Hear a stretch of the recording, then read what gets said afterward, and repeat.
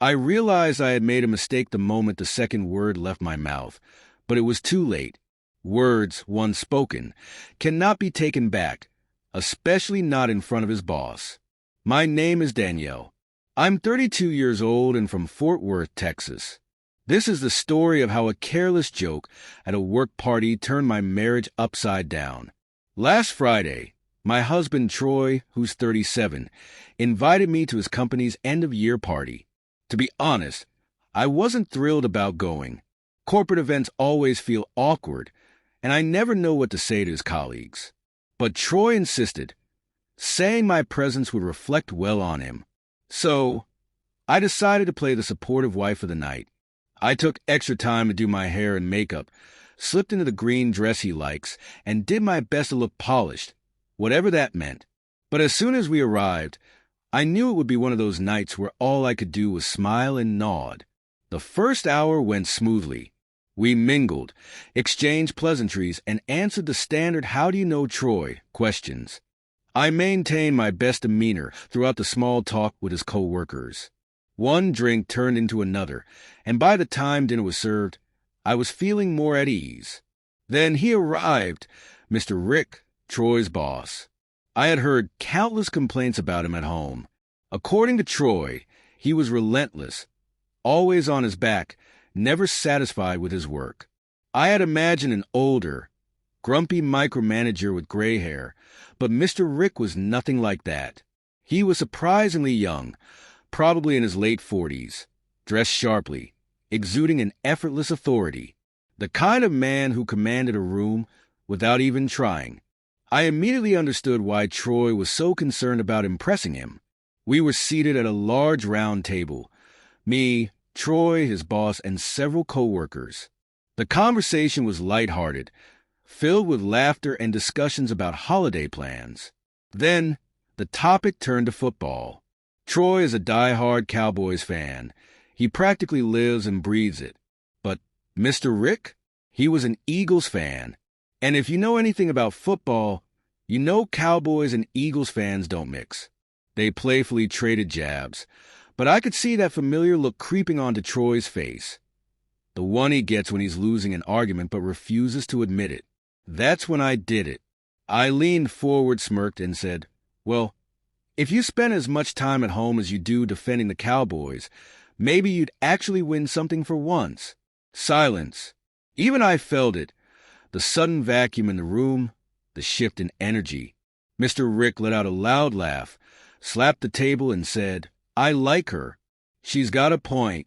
Troy, however, did not laugh. He didn't even look at me. He just sat back in his chair, eyes fixed on the table, as if counting to 10 in his head. I knew I should have stopped there, but I didn't. Something in me pushed forward. Maybe if you put that much effort into our finances, we wouldn't be arguing over the cable bill every month. I added with a chuckle, thinking I was being playful. More silence. Mr. Rick sipped his drink. One of Troy's co-workers gave me that awkward, tight-lipped smile that screamed discomfort. Under the table, I felt Troy's knee bump mine, his subtle shut-up signal. I ignored it. "Oh, don't look at me like that," I said, tilting my head at him. "I'm just joking." "You know I'm joking." "No, Danielle," he replied quietly, his voice low but sharp. "You're doing too much." He returned to his plate, chewing as if grinding rocks between his teeth. The table remained awkwardly quiet, the only sound being the scraping of forks against plates. I tried to act like it was no big deal, but deep down, I knew I had crossed the line. The rest of dinner was uncomfortable. Troy barely spoke to me, and when he did, his responses were clipped, just a curt yes or "I'm fine." I should have apologized, but I didn't. I was still convinced that he was overreacting. After dinner, Mr. Rick brought it up again. "Man, Danielle, you're funny," he said, patting Troy on the back.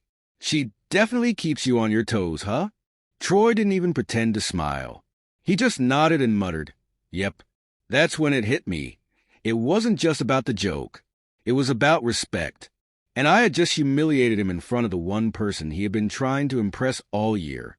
After dinner, the plan was to head to the bar for drinks. But Troy didn't ask if I wanted to stay. He simply grabbed his coat, turned to me and said, "Let's go." I forced a smile, waved at everyone and joked, "Oh, so it's bedtime now, huh?" Nobody laughed. They tried to act casual, but the tension was thick. The drive home was silent. Troy's hands gripped the steering wheel tightly, his jaw clenched. He drove aggressively, foot heavy on the gas, eyes locked on the road ahead. I sat beside him, scrolling through my phone, pretending not to care. But I kept sneaking glances at him, feeling the weight of what I had done. When we pulled into the driveway, I attempted to break the ice. "Are you really going to be mad about that?" It was just a joke. He sat there for a second, hands still gripping the wheel, breathing slowly and deeply as if giving himself one last chance to calm down. Then he turned to me, looked me dead in the eyes, and said, "Nah, Danielle, it's not the joke. It's you. I'm tired of this." He got out, slammed the door, and went inside. He didn't wait for me. He didn't hold the door open like he usually did. He just left me sitting there. I stayed in the car for a moment, half angry, half perplexed. What did I do wrong? It wasn't that serious. It was a joke. Men joke like that with each other all the time. Why does it matter when I do it? Still defensive, I walked inside, ready to argue.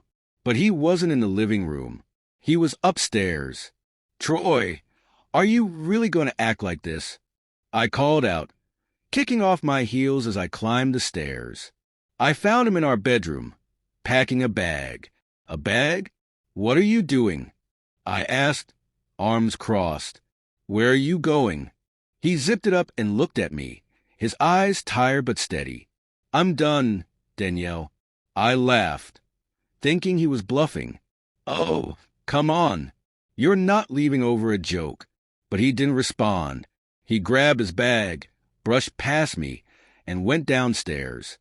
I followed, still trying to win the argument. "You're being ridiculous," I said in a sarcastic tone, arms crossed. "I'm not chasing you, Troy. If you want to be stupid, be stupid." He reached the door, looked back at me, and said the words that finally hit me. "You never know when to stop, Danielle. That's the problem." Then he walked out. I stood there, convinced he'd be back in a few minutes. But when I heard his car start and saw the taillights disappear down the street, that's when it hit me. He wasn't playing. I stood at the front door for a while, staring at the empty street, expecting to see his car turn around at any moment. I even pulled out my phone, half expecting a come outside text. Nothing. Just silence. I shut the door, locked it, like that meant something, and leaned against it, biting the inside of my cheek. He'll be back. He always comes back. We've had worse arguments, and he's never left for more than an hour. Upstairs, still in that stupid green dress, I sat on the edge of the bed. His side looked so empty.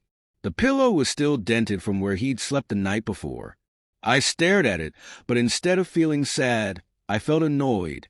He's so dramatic. Grabbing my phone, I texted him, "Where you at?" No response. "Okay, so now he wants to play hardball," I muttered, tossing my phone onto the bed. I got up and walked into the closet. The space where his bag had been was now empty. He really took his duffel bag like he's going on a trip or something. How ridiculous. My first thought was to call his mom. Oh yeah, he'd hate that. He always said I runned his mom, like I'm tattling on him. But I didn't. If I did, she'd probably side with him, and I wasn't in the mood for a lecture. Instead, I called my sister Rachel. She picked up on the third ring. "What's up?" I sighed, flopping onto the bed. "Troy is being stupid." "Oh, what did you do this time?" she asked, chuckling. "What did I do?" I sat up, offended. "Why do you always assume it's me?" "Because it's usually you, Danielle," she said bluntly. "What happened?" I told her everything, the party, the joke, the whole scene at the table. I downplayed it, making it seem like harmless banter, no big deal. I even threw in a "he's so sensitive" comment for good measure. Girl, Rachel's voice got quiet. You said that in front of his boss. Yeah, so? It's not like I lied. I shot back, annoyed that she wasn't taking my side. He's always talking about how stressed he is at work. Maybe if he handled things differently, he wouldn't be so upset. Danielle, Rachel cut me off, her voice sharper this time. You disrespected him in front of his boss. Men don't play about that. You made him look small.